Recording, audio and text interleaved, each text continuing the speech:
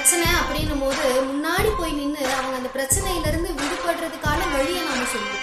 அதுவே நமக்கு ஒரு பிரச்சனைன்னு வரும்போது அந்த பிரச்சனையிலிருந்து எப்படி விடுபடுறதுனே தெரியாம தவிச்சிட்டு இருப்போம்.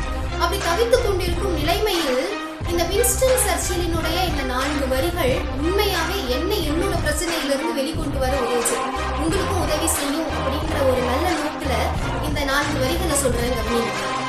நம்பிக்கைவாதி ஒவ்வொரு சிக்கலிலும் ஒரு வழியை கண்டுபிடிப்பான்.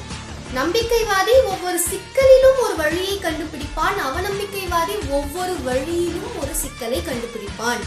அதாவது நம்மளை பத்தி 4 பேர் குறை பேசுறாங்களா, பேசட்டுமே. நீ வாயாடின்னு சொல்றாங்களா, சொல்லட்டுமே. உனக்கு எவ்வளோ தலகணும் அப்படின்னு சொல்றாங்களா, சொல்லட்டுமே. நீ எல்லாம் ஜெயிக்கவே மாட்ட, சொல்லிட்டு போட்டுமே.